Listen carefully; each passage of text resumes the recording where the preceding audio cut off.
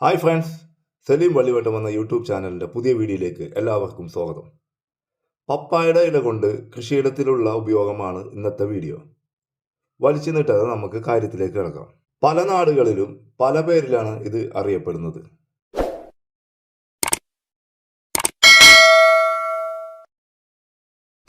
പൈസ ചെലവില്ലാതെ ഇതൊരു ജൈവ കീടനാശിനിയും ജൈവ വളമായിട്ടും നമുക്കിത് ഉപയോഗിക്കാം. അത് എങ്ങനെയാണെന്ന് നമുക്ക് നോക്കാം. 5-6 പപ്പായയില എടുത്ത് ഒരു ബക്കറ്റിൽ അത് മുങ്ങാൻ കണക്കിന് വെള്ളമെടുത്ത് അത് 5 ദിവസം നമുക്കത് അടച്ചു വെക്കണം.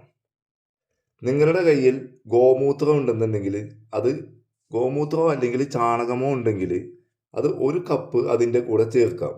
ഇല്ലെങ്കിലും അത് കുഴപ്പമില്ല. ഇത് നമുക്ക് വെള്ളത്തിന് പകരം ഗോമൂത്രം നമുക്ക് ഉപയോഗിക്കാം. പക്ഷെ ഗോമൂത്രം ഉപയോഗിച്ച് കഴിഞ്ഞാൽ നമ്മത് ഉപയോഗിക്കുന്ന സമയത്ത് അതിലേക്ക് വെള്ളം ഡൈല്യൂട്ട് ചെയ്തിട്ട് വേണം നമുക്കത് ഉപയോഗിക്കാൻ. അപ്പോൾ അത് ഗോമൂത്രം ആകുമ്പോൾ അതിൻ്റെ പ്രവർത്തനം വേഗം നടക്കും. ഇതാവുമ്പോൾ 5 ദിവസം പിടിക്കും. പപ്പായ ഇലയിൽ പപ്പൈൻ പോലുള്ള കുറേ കെമിക്കൽസ് അടങ്ങിയിട്ടുണ്ട്. അതുകൊണ്ട് തന്നെയാണ് ഇതൊരു ജൈവ വളമായിട്ട് നമുക്ക് ഉപയോഗിക്കാൻ പറ്റുന്നത്. പപ്പായ ഇല വെള്ളത്തിൽ വെച്ചിട്ട മാതൃകയാണിത്. ഇത് ഓപ്പൺ ആക്കുമ്പോൾ നല്ല സ്മെല്ലൊക്കെ ഉണ്ടാവും. ഈ കണ്ടീഷനിലായിരിക്കും നമുക്കത് കിട്ടുക. ഇത് നമുക്ക് എടുത്തിട്ട് നല്ലോണം ഒന്ന് കലക്കി അരിച്ച് എടുക്കണം. അരിച്ചെടുക്കണത് എന്താണെന്ന് വെച്ചിട്ടുണ്ടെങ്കിൽ നമ്മൾ പയറിലാണ് ഉപയോഗിക്കുന്നുണ്ടെങ്കിലാണ് അരിച്ചെടുക്കേണ്ടത്. അല്ലാന്നുണ്ടെങ്കിൽ നമുക്കത് കുപ്പിയിലെടുത്തിട്ട് നമുക്കത് നേരിട്ടങ്ങോട്ട് തെളിച്ചു കൊടുക്കാം. ഇത് പുറത്തേക്ക് എടുക്കുമ്പോൾ പച്ചച്ചാണകത്തിൻ്റെ മണവും ഗുണവുമാണ് നമുക്ക് കിട്ടുന്നത്. സ്പ്രേ ചെയ്ത് കൊടുക്കുന്നവർക്ക് അങ്ങനെയും കടയിൽ ഒഴിച്ചു കൊടുക്കാവുന്നതുമാണ്.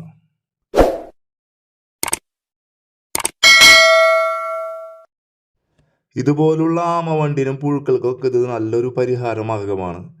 വലിയ പൈസ ചെലവില്ലാതെ നമ്മളെ വീട്ടിലുണ്ടാക്കാവുന്ന ഒരു കീടനാശിനിയും കൂടിയാണിത്.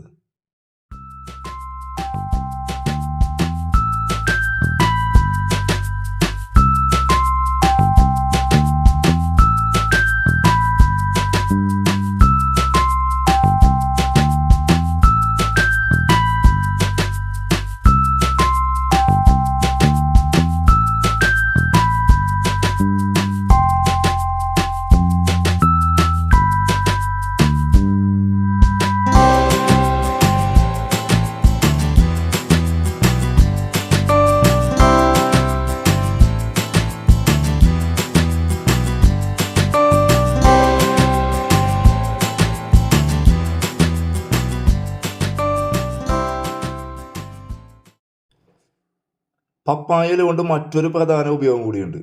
ഇത് ഒച്ചിനെ നമുക്കൊരു ട്രാപ്പായിട്ട് നമുക്കിത് ഉപയോഗിക്കാൻ കഴിയും. ഇത് എങ്ങനെയെന്നാൽ ഒച്ച് കൂടുതലുള്ള ഭാഗത്ത്, അതായത് ഈർപ്പമുള്ള സ്ഥലത്ത് നമുക്ക് പഴുത്ത പപ്പായയുടെ ഇലകൾ കൊണ്ടിടുക.